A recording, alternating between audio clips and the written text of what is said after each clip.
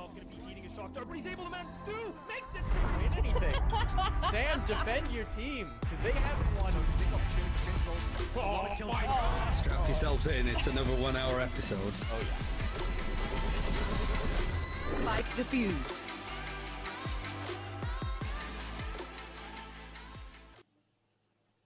Hello, everybody. Welcome to another Press 4 to Defuse, your weekly spot for Valorant esports news and discussion. I'm Darth Mike, your host, joined on the desk by Sam. And you are seeing a whole lot more of him, and you're probably going to keep seeing a whole lot more of him. It's Paul.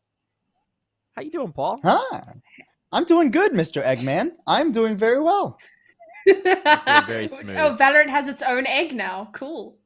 I mean, Perfect. Tom's been doing this game for a while, right? So Fair enough. I was thinking of Sideshow, but cool. I wasn't trying to intrude on that territory. Yeah, how you feeling today, Sam? Pretty damn good. It's a Wednesday, favorite day of the week. And Arcane just wrapped up. Great series. If you haven't watched that, definitely do that. Checked out the 4 Spotify playlists that Riot Music have put out, which are banging. Speaking of banging Riot Music, the CHAMPS song, though. If you have not listened to that, you are seriously missing out. I don't know. There's just like a lot of really cool Riot stuff. So I'm feeling pretty good. I feel like, Sam, you are the poster child for who Riot targets with their marketing, right? Like Probably. anime, songs, video games, the cross section of those three songs, things, and it's just oh my like, God. well, I mean, but you know what I mean, That's like relatable. that Niche, kind of like territory. hype anime music video, and then just I like listen to right at the music, you guys center of probably their have never marketing heard of it. audience is Sam. But just think about this with the Arcane stuff too. It's like, yeah, you are who Riot is like in their head. they're like, Arcane all is right, we need to really good, appeal. though. It's so Like, dope, though. like, Like, it's that's not even anime-y. wrong- It's just really Yeah, good. wrong Riot title, but like just hitting on like really good. The Champ What did I song say? though, doubling back, I do really like. Not quite Yeah. as good in my opinion as like a lot of the high tier like world songs. Like if I'm putting it up against like Rise or Takeover or something, like I'm taking the Rise. And But it's Takeover. also like But way more subdued, super you dope. know?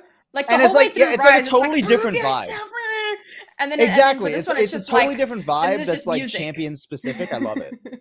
I love it. It's dope. In Counter-Strike, we And have also, easy it's literally parameters. like listening to the main music, right? Like the song itself. Sure. It's like they took the music from the main menu and put it in I'm the not gonna song. lie, It's so good. I really want them to just like make that the main menu music for Mhm. like while Champions is Yes. going on. Oops, I just punched my mic. Sorry about that, headphone users. But yeah, while Started with like, a little Champions is violence. going on, I want that to be the main menu music. I don't know if they're gonna do that, If you but get man, I the- want them to. I mean, if you get the skin, every time you look at your gun, it'll play. That's true. So That's true. there's that. Man, we really dove into the analysis of the song here. More than I It's thought we were good, going to. Mike. It's good. It was It's good. really I good. enjoyed it. I enjoyed it. I enjoy hype being created around the major events as well. It's something I'm not quite used to, but it is very nice. It is very nice. I mean, sure. Let's talk about the champ skin thing. I know I'm throwing Cody all out of whack here because that wasn't in the outline at all. But let's just talk about it. It is pretty cool that that there's a champ skin. 50% of the proceeds from it apparently are going to be distributed among the teams, which is super cool. I am somewhat curious about what that means exactly, whether it's going to go to the organizations and the organizations distribute, Yeah. or whether it's going to go directly to the players. Because so coming from a CS background where stickers are a thing and Val proceeds are shared from stickers, Sure. teams and players usually have a distinct outlined split on what that looks like. If the org gets a share, if it goes straight for the players, whatever it is in terms of, digital collectibles, that kind of thing. So the question is, did orgs know about this? Did players know about this? So- Do they have stipulations already set up in their contracts? That's my question. Sam, hit me with the deets. I have it on authority, Mhm. according to sources, right? Sources. The teams didn't have that much information about it. Like, it got dropped and everyone was like, yo, what? So I don't think that this is actually Sure. something that Riot told, unless they told like the GMs and then said, hush, hush, we want to surprise the players. But then in that Right. case, they wouldn't have been able to like edit contracts or anything. anything. You probably find like the next day the skin. So here's the new contract. I don't know. Maybe one or Yeah, two we've people added in this the addendum organization to your did, but- contract. Don't worry about why. Don't worry about why. Yeah, imagine. I mean, I would hope that something like that, Riot maybe says, hey, you should be giving at least this much to your players or something. But each player can also probably argue for a different cut of that, depending, right? Like on the org, on the player's name within that org. So like it's definitely a bit of a curveball. It also depends on like how much that actually amounts to, right? Because the splitting, lot. it's like 50% is split among lot. 16 teams, which is like what? Almost 200 players, right? So like, I mean, it becomes like a really crazy split for Riot to try and like actually break down or Well, leave to the teams someone to individually break guesstimated that it down. was like Paul, it's 16 where times was 5. it? It's less than 100. Wait, no, more than 100. somebody guesstimated no, that it's the almost- No, teams 80. would get 80 players. Oh yeah, Yeah, 20 10 times 10 5 times is 5 is 100, 50. not 200. Yeah, 80 players. Man, It's even less when than I'm not 100 players. casting, I do We do caster math, maths. dude. I mean, even if you're including a coach for every team, which every team doesn't have a coach, that's just another 90. It's 96. It's going to be a lot of money if we're talking even splits between That is- players. It's going to be a lot of money. Yes. But what I suspect will wind up happening is that they'll share out to org representatives and they'll be up to the org to divvy it up. I don't really know. This is pure speculation on my point. It's just something that I haven't seen anyone talking about really so far. And it's something that immediately from Counter-Strike my brain went to in terms of some teams have really gotten screwed in the past with things like sticker money where they didn't think they were going to make the major. So they didn't think too hard about the stipulations in their contracts around stickers or having those stipulations. And then all of a sudden they did. And what was potentially, hundreds of thousands of dollars got pocketed by an organization. So just saying, if any players are listening to this, maybe have a conversation with your representation, maybe have a conversation with your org. One of the coaches did some maths, and he estimated that it's about 100 to 300K per team. Ooh. Which, I mean, if you get a decent split, that's great. Even amongst 6 players, well, 5 players, manager, coach, analyst, whatever your split is, it's still a chunk of change. And you're thinking about it from the perspective, or a lot of us are probably thinking about it from the perspective of Western players as well. You go to imagine what that does for a team like I mean, X10. place like Brazil. Brazil, Yeah, Southeast exactly. Asia, Team Secret, where you got players in the Philippines. Like the purchasing power on that is huge. That is life-changing amounts of money potentially. It's a like, lot of money.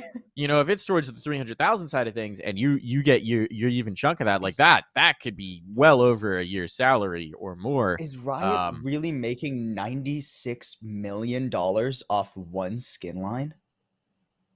Does this surprise you? Wow. I mean, a little bit, but I also don't think about these things ever. So I just, 96 million, big money, big. Oh my. I mean, jeez. When you consider how expensive the bundle is, let's take a Yeah, I was second. gonna say that's And then that's like only the VP points to upgrade. 100 and, million like, people is a million people buying it, right? So Like worldwide, I guess do more than just a want to million point people out play that this again, game. Paul. yeah. I think you've mathed again. Okay, I might no, have. no, but this not time, like this time I tried this. really hard. This time I tried really hard. 6 million would be the 9 estimation point. if it's 300,000. I see what I did. I see what I did wrong. You 96 didn't and carry the 9.6, 2. very different. And then Still a lot of money. All right, let's get into the actual 9.6 Valor million news. makes more. Let's get Paul Welcome away to from press doing 4. math. We do maths. Well, Paul, Press- all I'm saying, Press man, 5 is to don't. defuse. I can't count it this Please. time. Please tell me you're getting help with your taxes, my guy. Please tell me you're getting help with your taxes. We need to move on Now here. I'm You going cannot to. do math, my friend. We're moving boy. on. I was thinking about that. I was like, that doesn't make any sense whatsoever. Okay, let's get into Run It Back here because we do have some news to cover before we really dive into the meat of champs. So let's talk about some of it. 100 Thieves making some changes. Boy and Dicey are out of 100 Thieves. Sure. Dicey's obviously been out of 100 Thieves but still contracted for a very long time, so I guess they never did get that buyout they were hoping for, or they were just happy to have him as a streamer. Boy is out as well. Here's my thing. I'm just going to put it out there. Thank God we're finally going to be able to see Dicey compete again somewhere, maybe. Yeah, I'm so excited for that, seriously. Sam. Well, It's been so depressing seeing him sitting on the bench all this time, and we've always known what a freaking good talent he is, and that's like the really big depressing thing about these contracts, especially when the org is somewhat hell-bent on getting that buyout tooth or nail, right? Like you rolling that over until the last possible minute, like, fuck, I guess no one's gonna buy him, so you're free. It's really depressing, but it's nice to see that he is actually going to be able to find a new home. The other thing is, we spoke about Steel last week. I can't remember, was that a rumor or was that confirmed? Because that's a lot of 100 Thieves moves. Still a rumor. It was a rumor, yeah. Still a rumor, okay. But it seems so likely. this is like a potentially a point, team that's going through like a big overhaul. Well, I mean, yeah, at this point, it looks like they're just cleaning house, right? Yeah. That they're just ready to completely change their roster for next year's VCT. I mean, hopefully they'll keep like Asuna. I mean, they got to keep Asuna on. They got, of course. But here's the thing, right? Like, Steel was already benched. Yeah. Dicey was already benched. The only change is that Boy, who was brought on to be the 6th player and was then filling in for Steel, isn't a part of their plans going forward. And also, I'm hearing from the CS side of things that the Nitro to Team Liquid back into CS thing is really heating up and has gained a lot of traction. So Nitro could very likely be out of this roster. So you're looking at having Hiko, you're looking at having Asuna, and you're looking at having a third person whose name escapes me right now. Oh, God. Ethan. Yes, of course. Ethan. And then you're looking to build around that core. And I think that's a solid core, right? Core. Yeah. Bad, yeah. The question is, the really big question for me is, do you want Hiko to assume IGLing duties, or are you going to go looking for an in-game leader? Sure. Has he not been doing that? I felt like he was. No, Nitro. Or am I crazy? Steel and then Nitro. Yeah, oh, yeah. That's right. I think it was Steel and Nitro were sort of sharing the mantle of some of the calling, and then Nitro presumably took over fully once Steel was off the roster. So no, Hiko would be picking that back up. Especially, let me clarify. It's not easy to find a good IGL. Yes. Yeah. And it's not easy to find an IGL. I mean, you can find anybody that can yell in a game, but but here's the thing, right? To find an IGL for this roster, you need to find an IGL whose calls Hiko and Ethan and Asuna are going to respect and listen to and want to play with. And that's the challenge. Who do you find that's pedigreed enough, that's experienced enough, and valid enough that, they're going to come into a roster with 3 pretty big names, 2 historically big, 1 historically big name, 1 established name, and then 1 really hot up-and-comer in Asuna, and is going to step into that and go, yeah, listen to me now. Look at me, I'm the captain now. It's definitely tricky, right? I mean, there's not many teams like making moves in the IGL department specifically right now. So 100 Thieves is probably going to have to either like leave Hiko on the IGL role and then like buy up some of like the tier 2 talent and try and train them up alongside Asuna, or they're going to have to shell out a bunch of money to just straight up buy an IGL from like one of the other orgs. Like, they could maybe outbid like the IGL from like Rise or XSET or something. One of the, another team that is like good in the scene, but obviously doesn't have as much money as 100 Thieves would to just swoop in and say, hey, here's millions of dollars. We want your IGL. Yeah. I'd be surprised if Def moved on from XSET at this point in the project, but I suppose money talks. Yeah. And you got to listen. Let's move on here. Speaking of IGLs who just got benched, Odorous is out of version 1 apparently. They brought him in to be the vanity replacement. They decided, whoopsies. No, we didn't actually. We're gonna bench you after playing like 1 event. I think they played the NSG Winter Championship, won the NSG Winter Championship with Odorous, if I'm not mistaken. And then I don't know what the hell happened. They also played Valorant Elite Showdown, and they ended up losing. Shoot, I had who they lost to, and then I forgot it. Oh, they lost to Knights though, right? Which, like, is a bit up and down because version 1, you think of them as kind of a tier above Knights, but Knights is like the very top of their tier, pushing for tier 1, right? So, I mean, you can kind of chalk it up to play on the day. I did it is a little weird to me, but I did go like look back after it and realize Odorous's stats are like not great. So just they want a higher performer in that role as well, like their Sentinel role. Like he generally wasn't doing too well. I mean, you don't need your Sentinel to do well KDA, but he also had a lot of like first deaths out of nowhere. I really don't know about this though, because again, you know, we were just talking about IGLs. Who do you pick up instead of Odorous? Like, do they have somebody ready and waiting that they're excited to trial? I don't know where this goes from here. I would guess, just based on what I know of players before, and this is pure conjecture, I would guess that maybe you have Zelsa stepping into the calling role. It's something that he's done on various teams in the past. I don't know how much of it he's done in the Valorant side of things, but that would be my estimation, is that for whatever reason, the vision for the roster wasn't meshing with Odorous or on what he wanted to do, and there were conflicts of some variety. That's really the only thing I can think that would shift this, that would change this. So I don't know. This is a weird one. Odorous felt like a really natural replacement for Vanity. Sorry, go ahead, Sam. No, I just want to say that I'm kind of worried for this version 1 team.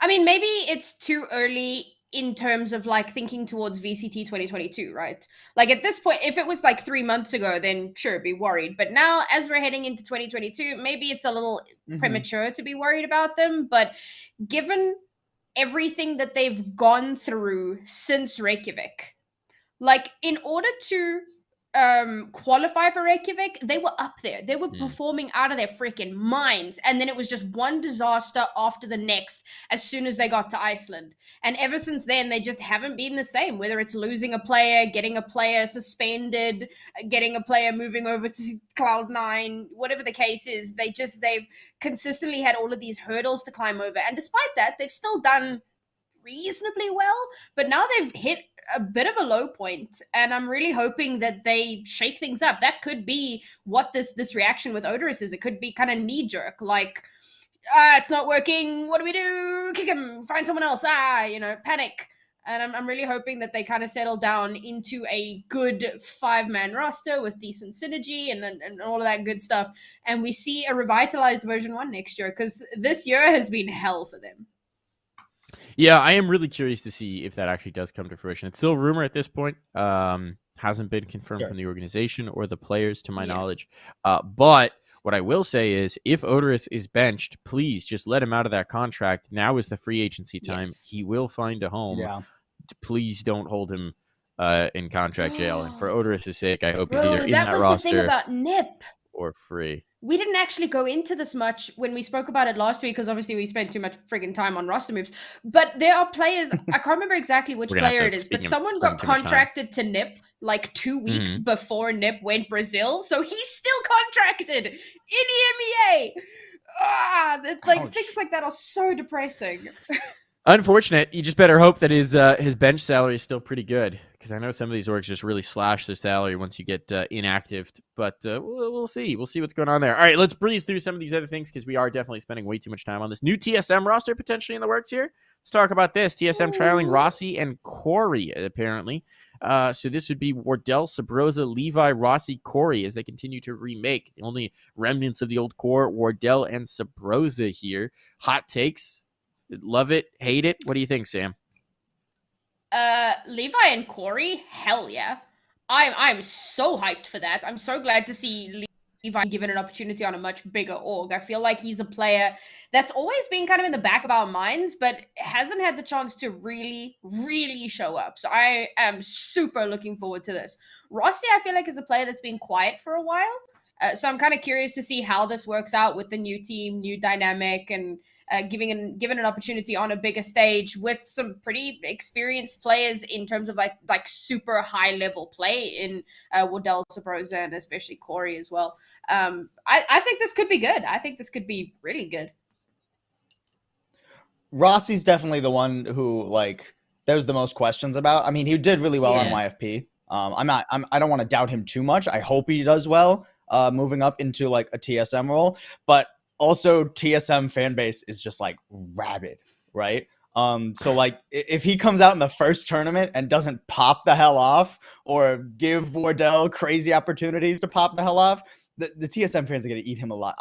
I am praying for his success, just because nobody needs that added toxicity in the scene. Corey is an interesting one. I think that there's room for him and Wardell as a duelist pair to work really well together.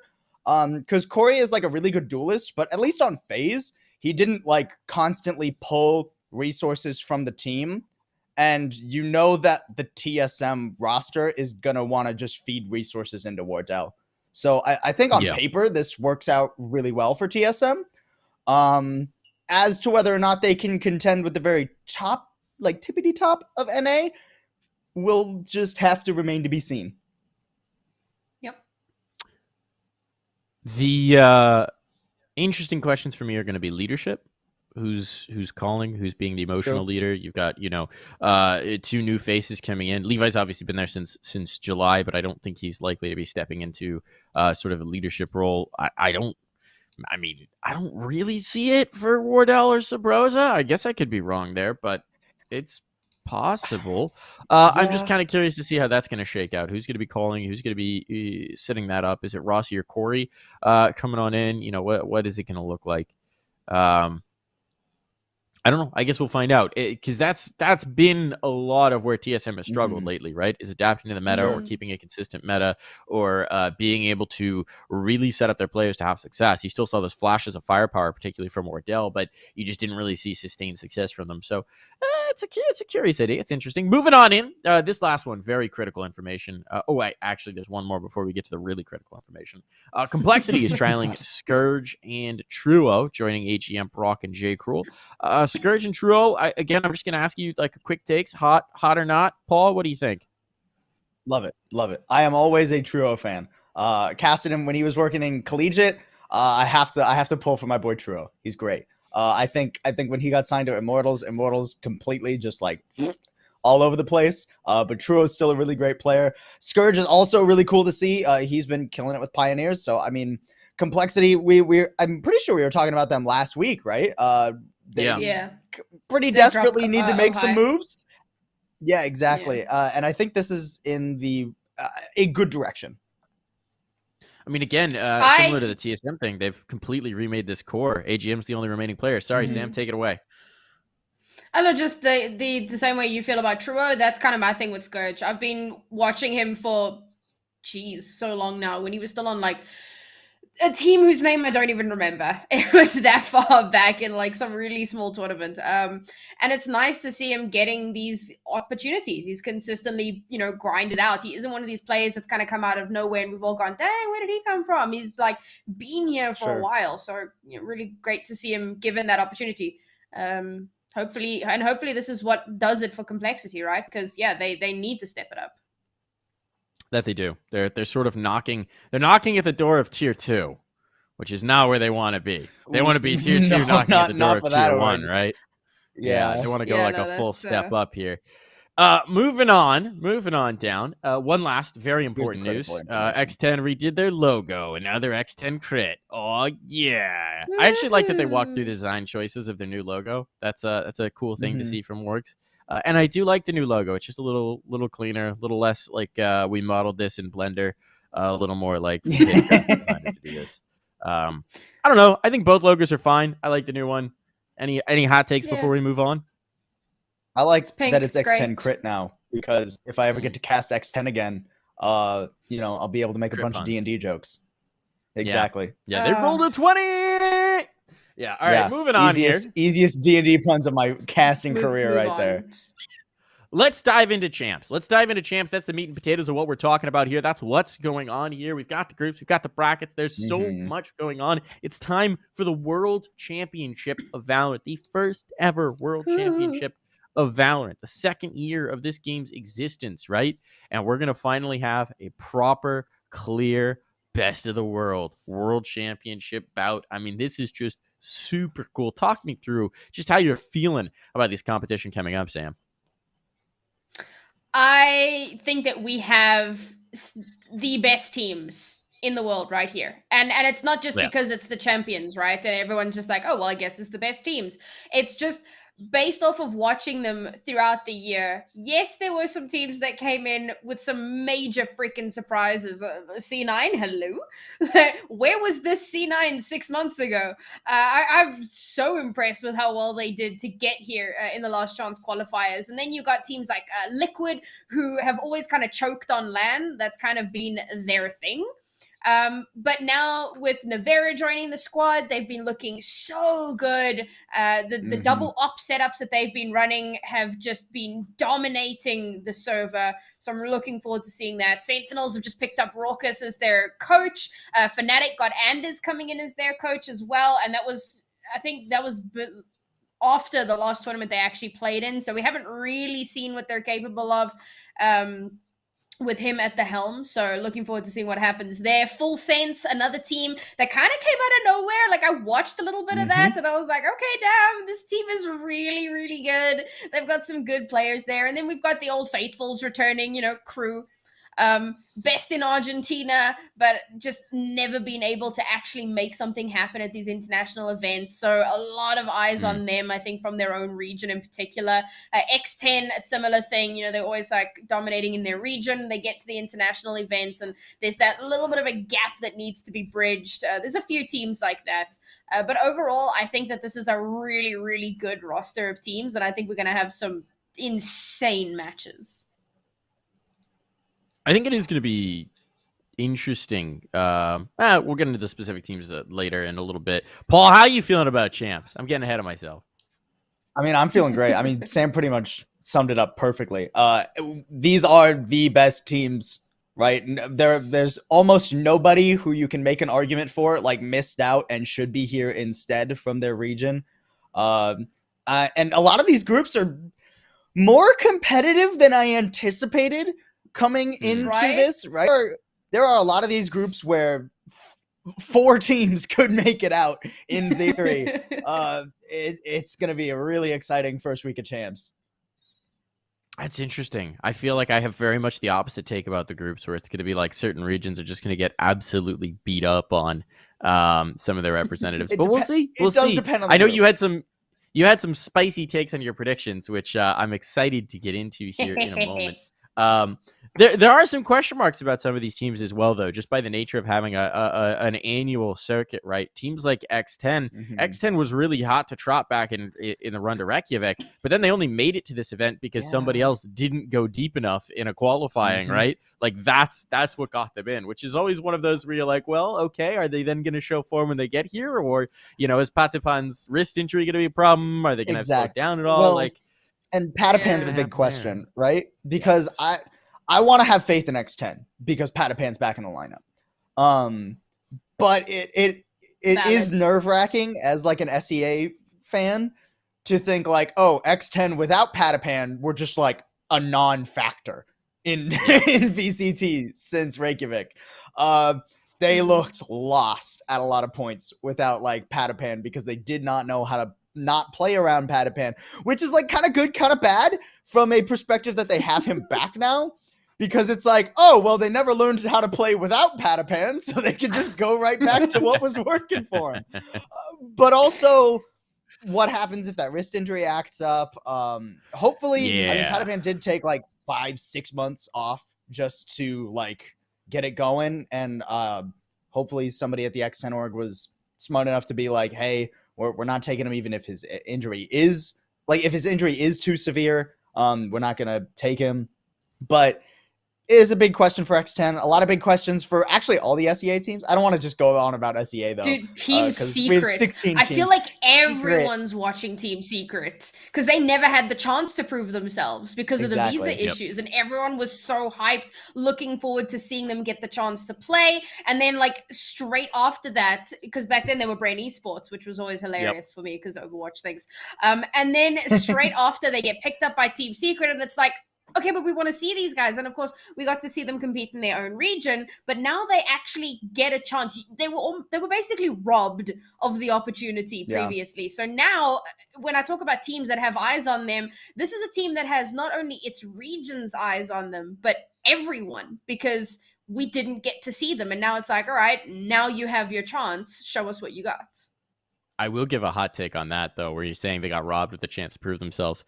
We're going to discover if they got robbed at this event, right? Because if they get exposed as actually being trash in international Valorant, okay. well, but here's the thing. If they get, then that might have been the best thing to ever happen to them because all the hype around Bren got them signed to Team Secret. But if they had gone there as Bren and gotten absolutely dumped upon, like, would they still have gotten the secret spot? I don't know. We'll find out. They have a chance to prove it for sure. Fate's in their hands. Let's get into our predictions here because we've all made some predictions. We've all gone on in and done our little drawing and scrawling not of thought of spicy this. at all. Let's see who do we got queued first up? I'm Cody, who so you got? sad though because I usually do like really neat, nice brackets, and we didn't have a ton of time, so I was like, damn it, I got to do the got in Darth there. Mike special. Let's do. And All then, right, so speaking I of the did Dark the Knight pig special. shenanigan. Oh, Yeah, Go let's on. get Go into for it. it. Let's get into mine. Here's Oh, the Darth Mike Jesus. special. Ooh, I think this one's a masterpiece. the I think Darth this Mike is a masterpiece. special. I also don't think there's a lot Welcome that's to Press surprising about Four, this. I was really bored going through this. The problem with being a fan of the best region in the world is I'm not used to this as an NACS fan. EMEA? Is I'm not picking most upsets. You know, I'm just coming in. Sure. Envy's making it out top. Sentinels is making it out top. Gambit has the Yeah. freest group that's ever been. They're just gonna stomp, as far as I'm concerned, and roll through. It was really nice of the VCT team to just be like, Gambit, you get a spot in the playoffs. And then over on the bottom, I think Vision Strikers could be spicy, but I just, as much as everyone keeps trying to build up Vision Strikers, I never really have seen it yet in international competition. I want to see it. I just haven't yet. So it's tough to pick against the Euro and NA boys there. I do think C9 might take a little time to warm up. So that's maybe my only anti-NA pick is that they'll go through in the lower of that group. Bro. But it's going to be fun, man. I mean, all right. Fnatic coming out top of Group D is extremely Mhm. bold, considering that they only got that in is like based me because level of Gambit opium. won Berlin. Yeah. What the? You're putting Fnatic at the top of that group? Yep. That is. Yep.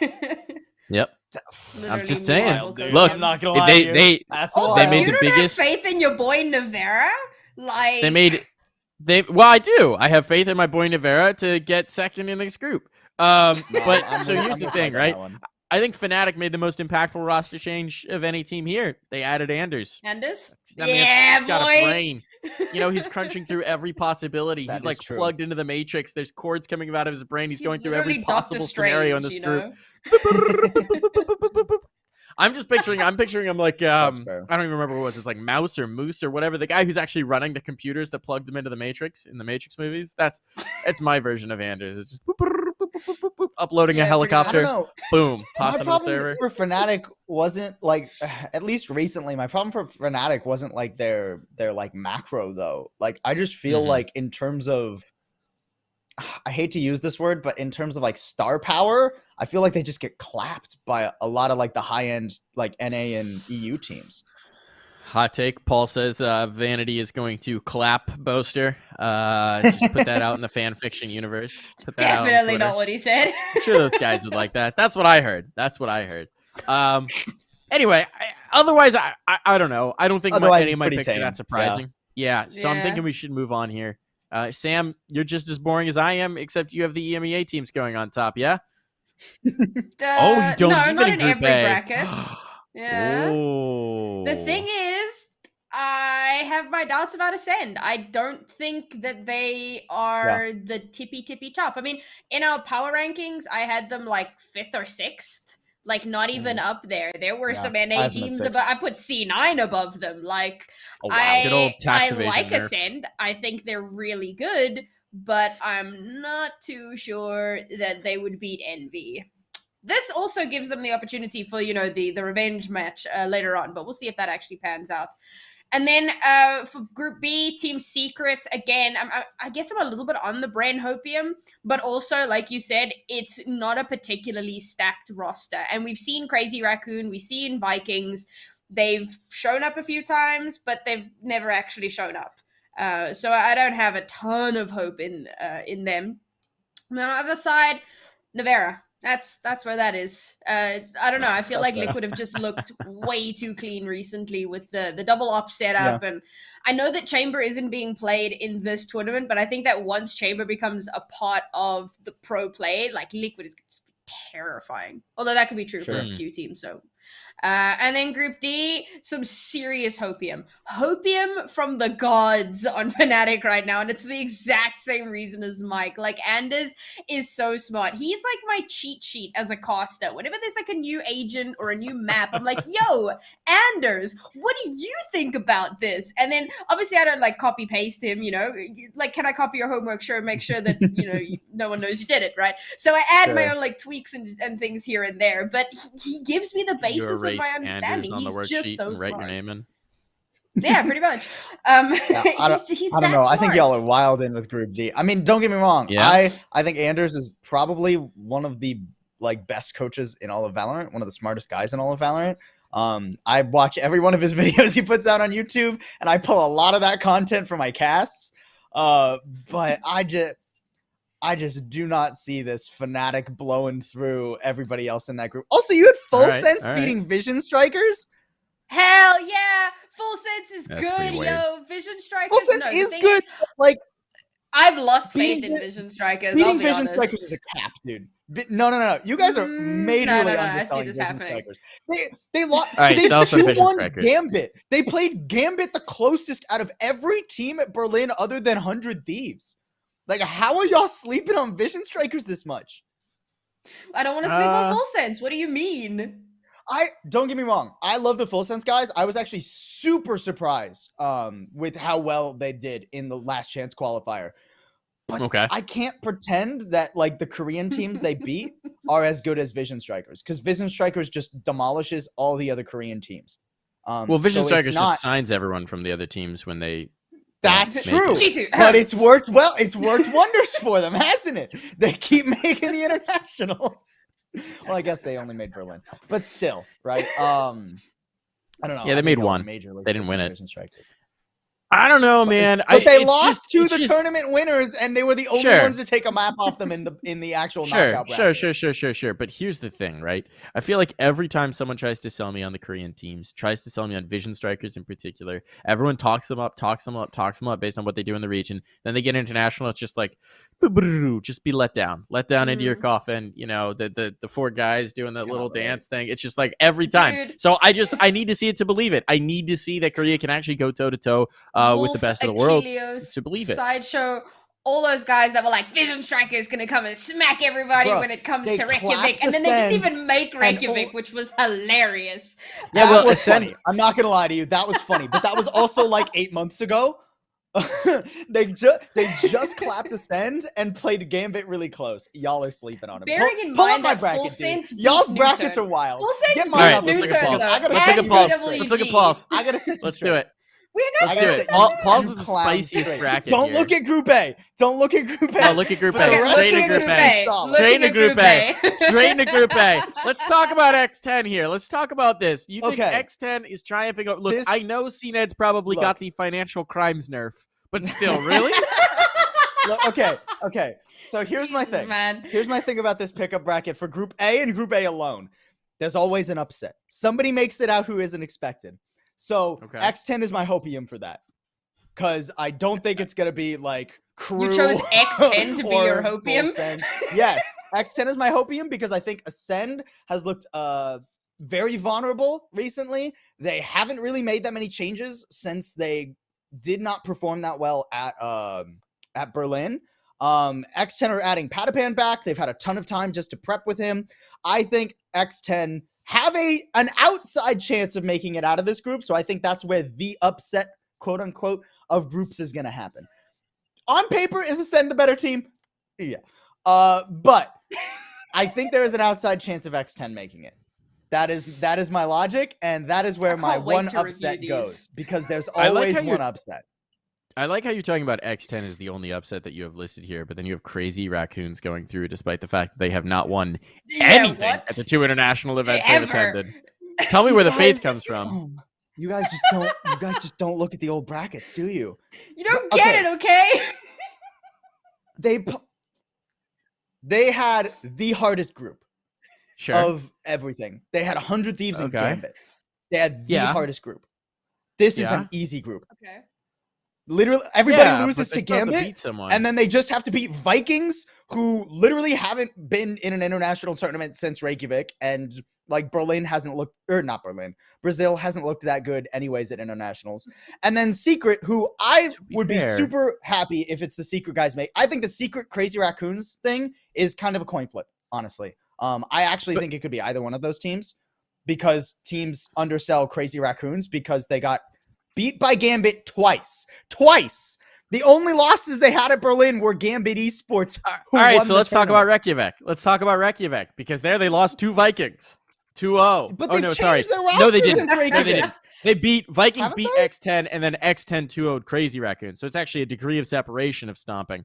I'm just saying, like, they've got a free spot because there's a Japanese circuit point going in. They've got a free spot. The Japanese competition is not up to snuff. That is clear from anything. Like, it's I don't just, know. it's That very could be tough me to get hopium. better That could be playing me against hopium. lower I might be Korea, just competition. living off of the one series they had against Gambit where they played Gambit Yes, somewhat close. That is it. And I was hoping that they were going to knock Gambit out. I might be living off that hopium. I might. I think that would be your spiciest pick of this whole thing, and I think the Vision Strikers thing is wrong. But You I think that would Crazy be Raccoons your is spiciest pick. spicier than the X10 one? Yeah. I do. I mean, I I would agree do. with him, to be honest, because Crazy Raccoon have been Wow. nowhere on the planet. I think that. So here's the thing about X10, right? I think that I don't think it's a likely pick, but I think that the assumption is that Patapan comes back and is a stud, and then you've got a chance, right? Sure. So that, in my eyes, is more of a I'm hinging on this possibility. Whereas Crazy Raccoons have shown us what they are. They're not that good.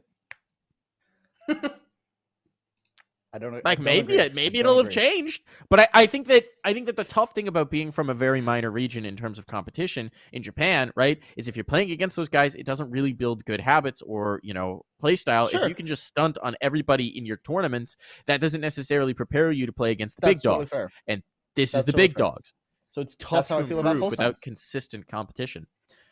I mean, I don't think Full Sense are good, but that's Sam going in her thing. Have you Yeah, I watched don't- Full Sense, Mike? Yes, I have Not watched much. Full Sense.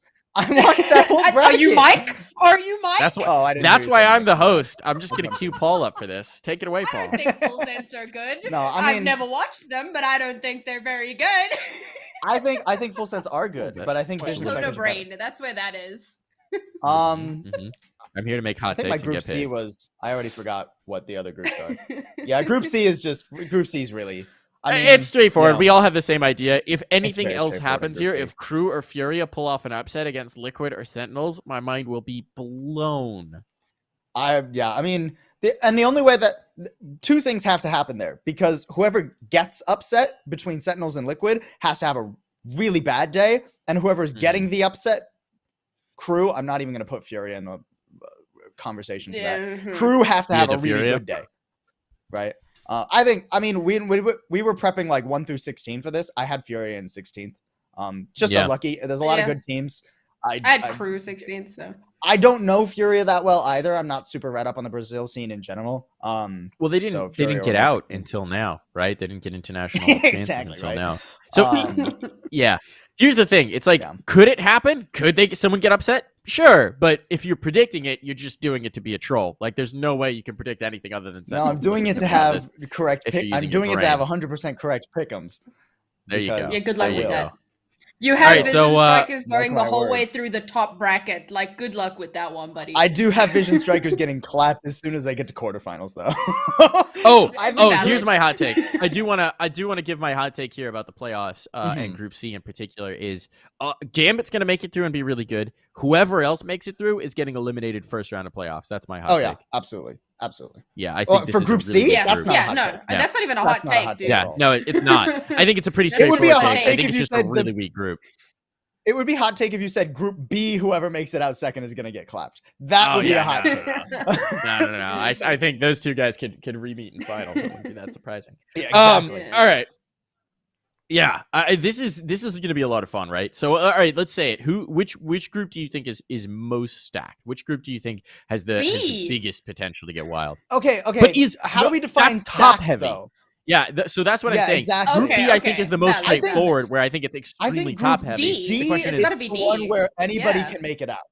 Like literally, Yeah. I think Yeah. there is room for all 4 teams in Group D to make it out, given the day. Okay. Yeah, I would 100% agree with that. Yeah. Group C is along a similar train outside of Gambit. Gambit Yeah. makes it through. The, That's you not know, a the question. number 2 They're gonna- spot is they're the gonna- toss-up. But it's I a would be difference. shocked It's if Gambit dropped a map in this group. yeah. But the 2 I'd even spot, say it's I think there is a chance for Secret Vikings or Crazy Raccoons to make it. okay. Yeah. And here's the difference, right? In the way that you're defining that, you're like anyone can make it out of Group C because 3 teams are kind of meh, and so you don't know who's going to be top of that. Whereas Yeah. Group D, it's like Basically. everyone could be bringing the heat. So it's like, you know, Yeah. it's is it stacked or is it just like we don't really know among these 3? You know, if you throw 3 guys in a room and say battle for this bar, like this sandwich, you don't know who's gonna come away with the sandwich if it's just 3 dudes. It's like Mike Tyson and 3 other guys. You know, like we know Mike Tyson is making out of this melee. I don't know about the other 3. We'll see who survives. Yeah, exactly. No. All right. So now it's time. We're coming up on the end of our show, so it's time to make the really big prediction. Just really big prediction. Gut Oh, no. check. Oh God, Who- why are you like this? Is winning this dang thing. Who's winning the first ever Valorant Champions Tour championship? Who's taking home the trophy? Here's my hot Who's take. making themselves the big dogs? Hot take? All right, hit me with it, Sam. I want I to know hear what it. you're gonna say. In Bring the my heat. top rankings, or my power rankings, I had number 1 as Liquid. Yep. I see Liquid I knew taking you the were gonna whole say damn Liquid. thing. I don't think that's impossible. I could see it. It's hard for me to favorite them coming in because while they did make it through LCQ, that's LCQ. You know that you were missing teams like Gambit from that. But they looked Yeah. really good in LCQ. I do not think that is a crazy pick, despite the fact Okay. that they came in from LCQ. Who's your crazy So who pick? you Crazy got? Vision Raccoons Strikers, win it. Paul? Crazy Raccoons win it. X10, let's go. No, X10, obviously. Patterpan's just gonna Yeah, jet full diff sense, everyone no. at the tournament. Obviously. No, I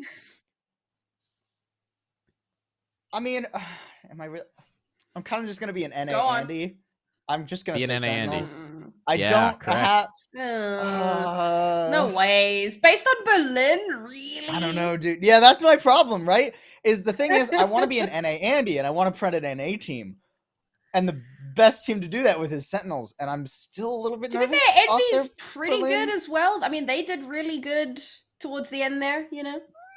I think Yeah. Envy is going to depend on how you feel about the placement of Chet instead of Mike's. That's the big question mark with Envy, right? Is that's the coaching thing. taking a different direction here? Do you have faith in Chet as a coach? Are you excited about Chet as a coach? Yeah. And just a change in leadership after having their best result ever is going to be kind of interesting to track. Mhm. Here's what I'm going to say about Liquid. They got to beat an NA team sometime, but I don't think it's going to be this event. I don't think it's going to be It's this gonna be in event. Group They B, haven't what had do a you lot of mean? success with it. I don't They'll think beat it is. they'll beat I- an NA team this event. I have faith. I mean, if they match Do up you think against so? C9, they're beating C9. They're beating C9. You think so? If it happens, yeah. My hot take is I They're think beating C9's gonna make a all deep the run. teams. I think C9's Ugh, going to Okay, make that- but we that want to is know a who you hot think's take. gonna win. Here's my hot take. I mean, I think Sentinels is going to win it. Yeah, I God, think you that guys are there's- so boring. What? I think that there's a lot of possibility for Gambit to take it. I think this Gambit squad is Me super too. strong, but I am going to throw my Yeah. horses behind Sentinels. I don't think Liquid's going to win it. I think that they've got a lot of fun firepower and it's a pretty cool team to watch. But I think that I don't think they've magically fixed their problems with actually fighting top competition, right? And it's always been like they're really good at beating up on some of the lesser guys in the EMEA region. But when you go up against Gambit, when you go up against Sentinels, when you go up against Envy, like that's where they don't have the heat. They don't have the firepower, and they haven't done it yet. So until they do it, I don't really have any reason to believe that they're suddenly See, going and to be able that's- to turn that corner. That's kind of how I feel about Envy, right? Like they're really good against other NA teams. They beat Ascend when Ascend spaghettied out of that group almost. But I don't know how much faith I have in a deep Envy run. I think they will look competitive. But I think there is a what I have listed as my top 3, right, between Gambit, Sentinels, and Liquid. They are the ones that, like, if somebody said I think they're gonna win the tournament, I'm like, yeah, right there with you. Then it gets into like Envy territory where I'm like, I could see it happening, but I'm not confident enough that they're gonna make it that far. My thing What with do you Envy guys is define as a deep Okay. run, though? semis Semifinals. or later. Okay. Not getting knocked as soon as you hit playoffs. Yeah. I mean, ideally finals, Fair right, enough. is a deep run, but there's just not that many teams here to be like, it's a deep run. You know, it's Yeah, exactly. do you make it beyond quarters? You know, Out of are you groups one of the is a best good 4 run. teams? Out of groups is Yes. a good run. Semis is a deep Yeah. run. Finals, you are one of the top 2 teams in the world. Well, Yeah. I mean, you do have to see the way the games play out. There's always the potential In to flip theory. a game of playoffs. But yes, I Yeah. agree. Barring an asterisk, that's sort of what that means. What I will say about Envy is I think that Envy's problem has always been when they're on their consistent See, form, I think they're MCE one of the knows best what's up. teams. What's MC saying in chat? Respect that man's opinion. Do not think Sen will make it deep, but I hope to be surprised. All right, MC. I do like that. I think that I see Sentinels... that. I see that. I am going to talk about Sentinels a little bit because I do have my doubts as well. But what I'll say Yeah. about Envy is that when they're on their consistent form, they are one of the teams with the highest level of consistency, right? Like their consistent play is really good. The problem has always been when they start to get into those deeper points, they duck below their standard level of play while other teams start to rise up as the competition gets fiercer. And that's been their problem. That was what they sort of overcame in Berlin, which was super exciting. It's like, did they finally turn the corner? But the problem is that's one event, and then we haven't really seen them do anything since then because that's the way the VCT works. So the question is, you know, you just made a coaching swap. Mike's is out. Chet is in. Chet has not had the best track record coaching in Valorant so far, but obviously there's a lot of respect coming from the CS time, so maybe he can do something with it. If they can get back to, you know, having that high level of consistency and being able to continually deploy it against stiff competition, I think Envy could be really good here. Could they beat Gambit? I don't know. That's a tough one. The thing with Sentinels, and let's talk about Sentinels because we haven't really done We it other do than have saying to. that NA best Yeah. is this Raucous pickup for the coaching thing is still just so like Mind-boggling. it's, What I'm hoping the Yeah. Raucous coaching thing has done, and this is hope, not expectation, but hope, is kind of just like given like a, hey guys, let's just make sure that we have a sensible path while we're doing our prep work, right? Raucous isn't going to come in and just magically fix everything and tell all the players, here's how you know, there's a difference between like adding Raucous as a coach and adding Anders as a coach, where Anders is like big macro, here's all of our plans in. Raucous is more, I feel like, just like the invisible hand that keeps Sentinels on track, hopefully. Yeah. Again, there's really no way to know what this is actually going to accomplish, but I do think that like one of the issues that, at least from an outside perspective, it seemed like Sentinels had in Berlin was what they were kind of cruising off of prep that they had from before. And when they tried new things, they were woefully unprepared to actually execute on them, right? Like my brain jumps back to like tens on Raze, where he like bottom frags and then afterwards like goes onto Twitter and says, wow, my Raze is garbage. I need to work on it for champions. So I'm hoping it's things like that Raucous has kind of come in and said like, hey guys, let's just make sure we have more than our favorite strategy to work with so Plan that we can B. keep other teams on their toes. And I'm The hoping thing that is- brings Sentinels back towards like the top. Because if they don't end up at least semifinals this tournament, we have to stop talking about Sentinels as like one of the best teams in the world. Here's my thing, though, right? What part of anything that FaZe did while Raucous was a part of them tells you they're going to plan for more than their plan A? Right? What? Like, that was a FaZe roster that did their thing, and it either worked, Yeah. or more often than not, I it think did that- not. They were just that's like a more straight of up full who else send was on team. FaZe thing, though. I think that's more Maybe. of who else was Yeah. on Maybe. FaZe rather But than here's the Raucous. thing, though. you Like that's when I the think only about that, I research think you like have to go Baby from. Bay and Corey, like those guys are gonna be good.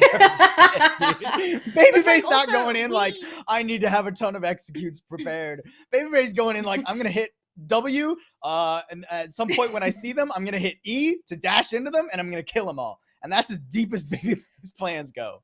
But the thing is, Here's like, the we go kind ahead. of discussed this last week, though, because we had all of these speculations about, you know, what kind of a coach is Shazam going to be happy bringing onto the roster? Because let's face it, Sure. he's unlikely to want to give up control. And the person that he brings on has to be someone that he's going to like gel with really well, who has really good ideas, but isn't going to try and wrestle control away. Exactly. And I think that if he has gone and said, this is the guy for the team, after well over a year of not having a coach, they finally get to the point where they're like, you know what? This guy. Like, that to me says a ton. And I've heard from like previous people that have played with him or that have like coached him or whatever, like he is insanely smart apparently. Like, it doesn't necessarily come through in the, like playing in the team environment, but apparently he's like crazy smart and like really, really good at what he does. So there's a lot of potential here. You know, you bring that in with the synergy with Shazam to actually make, I think what Paul, you kind of hit on a really important point there where like Sentinels seemed, they didn't really adapt well. They had their like comfort strategy, and because they're so good, you have these 5 like stars on your team. And because they're just so incredibly good at what they do, that blanket strategy got them through like 95% of Valorant tournaments. But you get to a just by point the where you skin of their reach the teeth upper aren't in echelons. Berlin, right? That's Yeah, the exactly, thing, yeah. though. I mean, even in Berlin, they didn't even get like through, you know? Like, they got, 13-0'd by G2? Which was like the biggest surprise of my entire career, including everything that happened in Overwatch. You know, like it was wild to see that happen. So the need to be able to adapt is paramount. Sure. And I feel like Yeah. every other team in the world is doing that better. If Raucus has Mhm. brought them enough adaptability in the last 4 months, to be able to compete and change things up. And don't get me wrong, again, really good players, really smart players as well. I think that they have the potential to learn to do Sure. that in the space of 4 months, especially given how dedicated they are. You can see that. Yeah, they goof around. They seem like they're always playing and bantering, and not taking things seriously. But beneath that, they definitely do take this seriously. If they didn't, they wouldn't be where they are, you know? So there's potential there, 100%. And I mean, I just still wanna have weigh faith in. as Tens is one of the 2 best players in the world. It's still him and Nats for me. Tens and Nats. Yeah. Those are the 2 best Oh, players yeah. in the world for me. As far as 4 months, Raucus was announced at the beginning of this month. I don't know how long he might have been trying with them, but like Announced. FaZe was still trying to do things. These were still So playing I up assume- until Yeah, last they were he in was- he was still- LCQ. he wasn't- yeah. He wasn't coaching for Sentinels while playing in LCQ. So like, Although it that has would to have been explain after why that. FaZe did so poorly if one of their players was Yeah. Might, So, like, sorry, I mean, it guys, wasn't- he's been with them a month. I'm with Sentinels. at most. Yeah. He's been with them a month. Literally, I don't think Riot would have allowed it if he was on a potential competitor, right? Like that Yeah, would I have don't been think so. a competitive integrity violation. Yeah, that So would've been wild. he's just been added in, which means that he hasn't been with them for most of their prep. He's only been there for the last month, which tells me that he's just being brought in to be a guy for Champs itself, which is concerning Mhm. because look, I don't care how smart you are or how much you like might have been a hype guy in. It's different when you're in the coaching slot. People need different things, and you need to know them and know what they need, know what their players need to get them motivated, to get them in the right headspace. And that is tricky to just figure out on the fly. Coaching is hard, man. That's why most coaches don't succeed in Valorant and in esports in general, right? Like I was it's a about to hard say. thing to do. It's a very specialized skill set, and some people can translate to that role. Some people can't. We're going to find out for Raucus live. Like, fuck it. We're doing it live. The biggest competition yet, you know, with a guy who's Let's never go, done it full before. send. Might it work? Mhm. Sure. Might it also not work? Sure. Who knows? We'll find out. So that's a bit concerning. Now let's just run over one last thing before we wrap up here because we are up against the hour. We're actually on the hour. EMEA Game Changers 3 happened. We were talking about it last week, so I don't want to talk about it too much, but G2 won. Are they allowed to win things in Yeah. Valorant? I thought that wasn't permitted. Sam, Evidently. quick take? This is a team who really struggled in their first few tournaments. And I know they weren't officially pursuing Valorant at the time, but they were a 4-stack at the time. There was one of the player, obviously one of their previous CS girls, who decided she didn't want to go into Valorant. I think she might have retired from esports entirely, but point being, it was the 4 main. They played in like 3 events over the course of a few months, and the last event they played in, they actually managed to get 2nd place. So they'd already like started to build up a little bit, and there was a lot of hype around them with the 2 events leading up to the first Game Changers, which is Birds of Prey 2 and the Women in Games Valorant tournament thing. I forget what it was actually called. But they competed in that and they did pretty well as well. And so there was a lot of hype around them. At the time, they were called the Originals. They'd already been dropped by XSET. VCT Game Changers 1 rolled around. And again, there was a lot of hype around these girls who were the best CSGO players in the female scene at the time. And I had always been telling the same story of phenomenal mechanical skill. So good, but there was a little bit of catch up that needed to be done, a little bit of work that needed to be done to get them to the level of all the other teams in the scene before they would be able to actually overtake. Second Valorant Game Changers comes around, and again, they get to like top 4 and they just can't quite clinch it. And finally, now in the third one, they've put in tons of work, clearly, and we know what incredible players they are. They've finally pipped over and secured themselves a first place. And also, we need to mention that 10 Star, who had won the first 2, they dipped pretty early on. It was quite sad. And a few people have said to me, they've seen some problems with 10 Star's play style. It was just a matter of time before teams were able to catch up. And then another team worth mentioning is Oxygen, who wound up getting third place in this. They've been a little bit inconsistent. They're either on or they're off. So it's nice to see that this was an on tournament. But I think that overall, this really just bodes well for the female scene in EMEA, because NA has Cloud9 and then all the other teams scrambling. Whereas in EMEA, it really does feel like we have 4 to 8, maybe 10 teams that at any time could really realistically be vying for that top spot. So it's really great to see the competition increasing. So hopefully it just carries on. Because none of them are as the more good as competitive it Cloud9 is at the top, the higher it scales. Like the quicker they scale and scale and scale, right? So I'm super excited. This seems super dope. I just love that I cast Cloud9 once upon a time. Hey. I just love that on I the asked Cloud9 argument, the fact that they've go had ahead. org support for over a year and Game Changers has been going on since January. Sure. I feel like there's definitely a difference in the regional support, which gave them. Look, that doesn't explain everybody else in the scene, but for them having the org support for as long as they did, they were the very first team to get signed, and Cloud9 has been behind them all the way. So that definitely helped. Sure, absolutely. I also do love the fact that I said, give me your quick take, and Sam immediately goes, so let's talk about their first entrance into Valorant. Let's go back to the beginning. Took 4 give me minutes. the full saga. That's quick for me on the female Yeah, I scene. know. Thank We you need to very work much. on that. All right. We're going to be wrapping up our show here, folks. Thank you so much for tuning in. Before we go, a couple things that we do want to point out to you. There's another episode of the Esports Meta podcast. We teased it last week. Well, the second episode is out now. I think we might have a clip to roll to wrap this all up. But definitely do check that out if you want to hear from Zek, a rising talent within the game. Definitely worth a listen. Also, there's going to be some fun articles coming on nerdstreetgamers.com. I know there's a power ranking article coming soon. We all contributed to that, so be sure to check that one out. We're going to wrap up the show here, folks. Thank you so much for tuning in. I'm not sure we'll be back next week since we directly overlap with Champs, so probably not that. Yeah. Probably not the following week either. We'll be back eventually. Might be a little bit of a holiday hiatus, but when we do, I think you're going to be seeing more of the guy over on the other end as well. So thanks for tuning in, everybody. We'll see you next time. Bye-bye now. I tested positive, and then we packed up all his stuff and rolled his entire setup on a chair up at the elevator into his room, and you're gonna quarantine, you can play from your hotel room. He's like, all right. Wait, so you say that again? You rolled his rig upstairs? Me and Bryce put his monitor, keyboard, or we put his monitor on a chair and then packed all of his stuff into his bag and then put the bag on the chair, and then we rolled it around the hotel, went up the elevator, brought it up to his room, and we were like, all right, man, you're gonna play up here now. And he's like, all right. He sent us a text. He's like, I tested